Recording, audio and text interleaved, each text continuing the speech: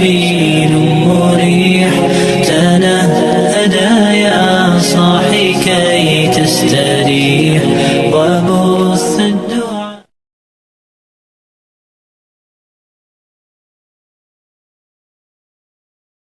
Assalamualaikum warahmatullahi wabarakatuh. Bismillahirrahmanirrahim. Alhamdulillahilladzi a'azza ahla ta'atihi bi'ibadatihi wa as'adahum bi'inayatihi. Wassalatu wassalamu ala al-habibil mahbub al-bashirin nadhir wassirajil munir sayyidina Muhammadin wa ala alihi wa ashabihi ajma'in, amma ba'du. Untuk kali ini saya akan menyampaikan sebuah informasi penting mengenai seorang Ustadz Wahabi yang mengaku sering bermimpi ketemu Nabi di hadapan jamaahnya. Namun perlu diketahui terlebih dahulu bahwa orang-orang Wahabi ketika mendengar orang-orang yang di luar kelompoknya bercerita tentang mimpinya bertemu Nabi, maka respon mereka pasti langsung spontanitas, wah itu bohong, itu dusta, itu halu, itu dongeng belaka, dan seterusnya dan seterusnya.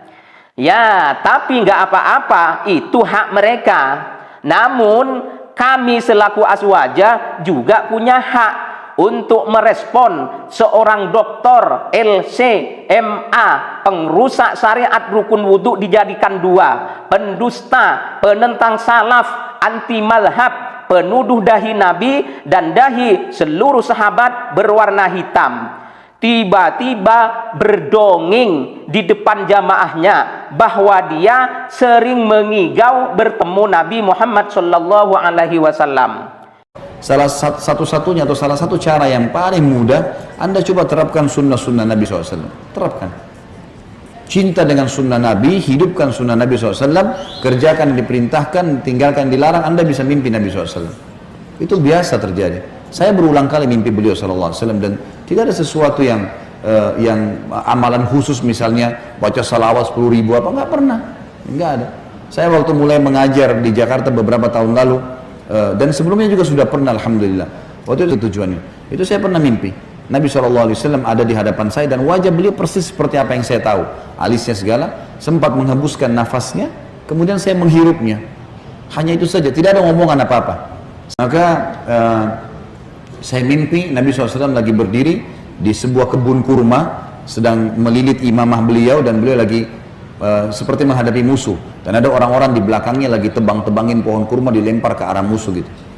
Dan beliau sempat mengatakan, Khalid, kamu sekarang bergabung dengan kami. Waktu itu saya lagi memegang Sahih Bukhari dan Sahih Muslim dengan tangan saya.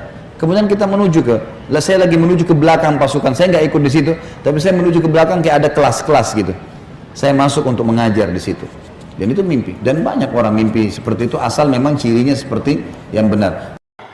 Kalau kita perhatikan pemaparan Pak Khalid Al-Wahabi di video tadi sangat jelas bahwa syarat kalau ingin bermimpi berjumpa Nabi tidak perlu amalan-amalan khusus seperti membaca sholawat yang berjumlah banyak atau berjumlah ribuan. Cukup ikuti perintahnya saja, jauhi larangannya. Sementara Nabi Muhammad SAW memerintahkan pada umatnya agar supaya ketika melakukan wudhu membasuh 4 anggota badan, membasuh 4 anggota wudhu. 1. Membasuh wajah. 2. Membasuh kedua tangan hingga pada kedua siku. 3. Mengusap sebagian kepala. 4. Membasuh kedua kaki berikut kedua mata kaki. Ini oleh Pak Khalid dilanggar, dipangkas menjadi 2 saja. Cukup membasuh wajah dan kedua tangan saja. Berarti Pak Khalid tak memenuhi syarat mimpi ketemu Nabi. Kemudian Pak LC katakan bahwa wajah Nabi persis seperti apa yang saya tahu katanya. Apa yang diketahui oleh Pak Khalid tentang wajah Nabi? Yaitu dahi Nabi atau keningnya Nabi itu hitam. Singkat saja Ustaz, apakah Rasulullah SAW memiliki tanda hitam di dahinya? Apakah sahabat-sahabat beliau memiliki tanda hitam di dahinya? Jelas Al-Quran menjelaskan masalah itu ya. Gak penting nyebut namanya, karena orangnya gak penting. Ya ada orang ditanya, saya mau nanya, apa betul itu dahinya Rasulullah SAW hitam? Apa betul dahinya Rasulullah hitam? Karena bekas sujud dahinya Rasulullah hitam. Apa betul seperti itu? Dia jawab, oh ya memang benar. Memang udah jelas itu ayatnya. Muhammadur Rasulullah. Muhammad adalah Rasulullah, yang bersama beliau SAW itu adalah orang-orang yang asyidda al kufar, ruhama bainahum, orang-orang kalau kepada orang yang kafir keras, kepada sesama mereka saling menyayangi. Ya, di ujung-ujung ayatnya tertulis di situ, simahum fi wujuhim min athari sujud, di wajahnya ada bekas sujud. Kan jelas Al-Quran yang bilang di wajahnya ada bekas sujud. Siapa? Wajah siapa? Mereka. Lah mereka siapa?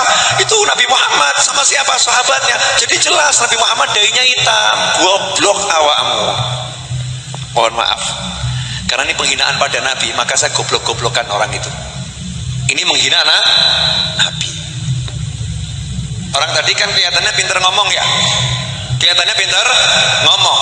Orang yang seperti ini dapat sabdanya Rasul, man fassara al-Quran bi ra'yih falyatabawa maq'adahu minan nar. Siapa menafsirkan Al-Quran dengan kepalanya sendiri, otaknya sendiri, silahkan ambil tuh tempat duduknya di neraka, udah disiapin. Kalau memang yang dilihat dalam mimpinya Pak Dokter itu berjidat hitam, maka itu jelas bukan Nabi, tapi mungkin ini. Kemudian selanjutnya dia katakan pada jamaahnya bahwa Nabi sedang melilitkan sorbannya di kepalanya. Kita semua tahu ya bahwa salah satu pakaian atau aksesoris fashion yang sangat digemari, yang sangat disukai oleh Nabi Muhammad SAW adalah sorban. Makanya ulama ahlus sunnah wal jamaah menghukuminya sunnah bagi umatnya.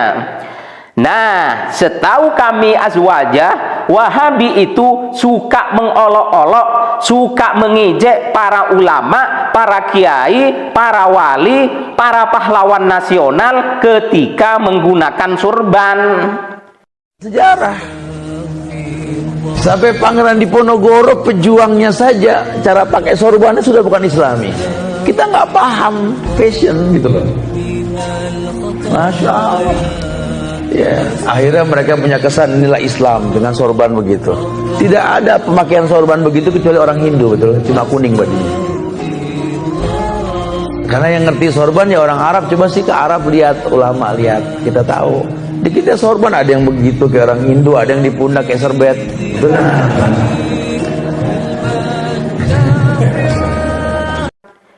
Kemudian perlu juga kami sampaikan di sini bahwa Nabi Muhammad SAW mempunyai sifat haris, mempunyai keinginan yang kuat dan sangat agar seluruh umatnya beriman dan masuk surga. Sementara Wahabi, betapa banyak umat Islam, betapa banyak umat beriman, betapa banyak umat Nabi Muhammad SAW yang disesatkan, yang dikafir-kafirkan, yang dikeluarkan dari Islam, disirik-sirikan dan dimasuk nerakakan. Nah, pertanyaannya sekarang adalah, apa iya gerombolan manusia seperti ini bermimpi bertemu Nabi? Atau jangan-jangan mereka tidak bertemu dengan Sayyidina Muhammad bin Abdullah sallallahu alaihi wasallam, akan tetapi bertemu dengan Muhammad bin Abdul Wahhab, tanduk setan dari Najd.